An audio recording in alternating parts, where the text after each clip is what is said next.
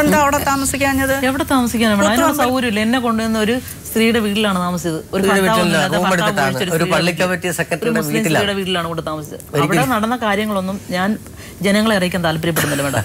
Personal ആയിട്ടുള്ള കാര്യങ്ങൾ എന്റെ ഭർത്താവിനെ ഇൻസൾട്ട് ചെയ്ത് സംസാരിക്കാൻ ഞാൻ ആഗ്രഹിക്കുന്നില്ല. അവിടെ നിന്ന് വിട്ടു വരാത്തതിന്റെ കാരണം വിട്ടു വന്നല്ലോ.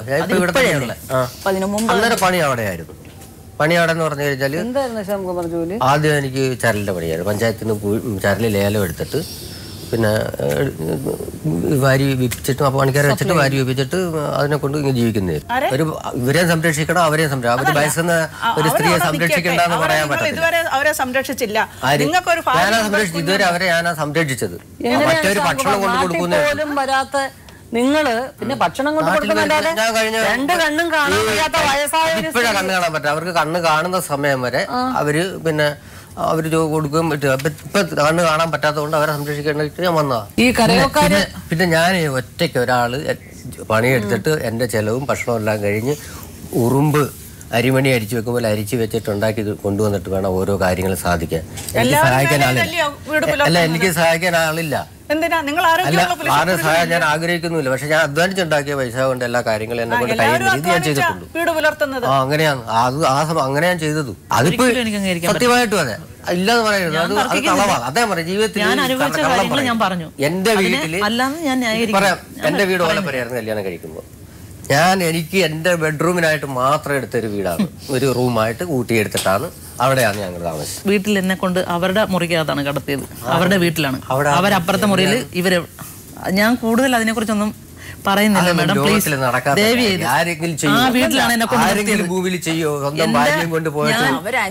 ഞാൻ അനുഭവിച്ച സത്യങ്ങൾ മാത്രമേ പറയുന്നത്. ഒരിക്കലും ഞാൻ ഇതിൽ ഒരു കള്ളവും പറയുന്നില്ല. പക്ഷെ എന്റെ ഭർത്താവിനെ പറ്റി കുറ്റപ്പെടുത്താൻ ഞാൻ ആഗ്രഹിക്കുന്നില്ല. ചാനലിന് മുന്നിൽ എല്ലാവരെയും ജനങ്ങളെ കാണിക്കാനും ആഗ്രഹിക്കുന്നില്ല. അറിയില്ല, 1 ലക്ഷത്തിന് അടുത്തിട്ടുണ്ട്. ഇത്രയും വർഷം വിധിച്ചതെല്ലാം കൂടെ എന്നോട് വക്കീല് പറഞ്ഞു.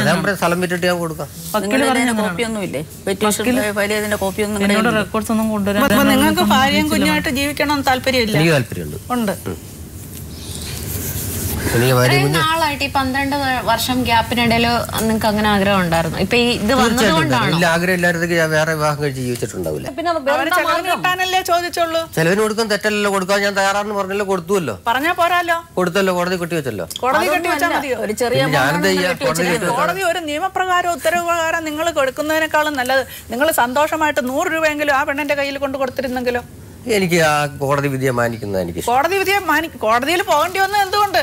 കോടതിയിൽ പോകേണ്ടി വന്നത് എന്തുകൊണ്ടാന്ന് വെച്ചാൽ അവർ കേസ് കൊടുത്തോണ്ട് പോയി. കേസ് കൊടുത്തത് എന്തുകൊണ്ടാന്ന് അവർക്ക് അറിയും.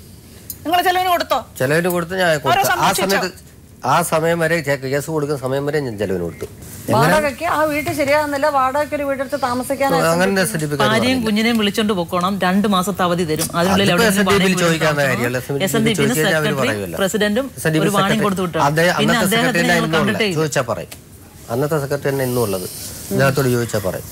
തീരുമാനം ഈ കുടുംബജീവിതം മറ്റുള്ളവരെ ബോധ്യപ്പെടുത്തുന്നത് എന്തിനാ മേഡം? ഇപ്പൊ നിങ്ങൾ വാടകയ്ക്ക് ഒരു വീട് എടുത്തിട്ട് ഭാര്യയും കുഞ്ഞുമായിട്ട് നിങ്ങൾക്ക് ഇവിടെ നാട്ടിൽ തന്നെ ജോലിയെടുത്ത് താമസിക്കാൻ തയ്യാറാണ്. പക്ഷെ ഇപ്പൊ എന്റെ പേരിൽ തന്നിരിക്കുന്ന വീട്ടിൽ താമസിക്കാൻ എനിക്ക് സമ്മതം.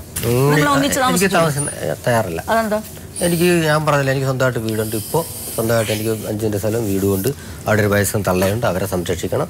അത് അവരുടെ മരണശേഷം പിന്നെ വേണമെങ്കിൽ. ഇത്രയും വർഷം നിങ്ങൾ അവിടെ നിന്നപ്പം ഇവരെ ആരാ സംരക്ഷിച്ചത്? അന്നേരം അനിയന്റെ ഭാര്യ ഭക്ഷണം കൊണ്ട് കൊടുക്കുന്നേ ഉള്ളൂ. അവർക്ക് ഇപ്പൊ കഴിയില്ല. എന്റെ അനിയന് സുഖമില്ല. പിന്നെ അവരെ ഇനി സംരക്ഷിക്കാൻ കഴിയില്ല. 2 കണ്ണും കാണത്തില്ല. അവരുടെ സ്വത്ത് ഞാൻ എഴുതി മേടിച്ചിട്ട് അവര് സംരക്ഷിക്കാൻ പറയുന്നത് ഒരിക്കലും എനിക്ക് പറയാൻ കഴിയില്ല.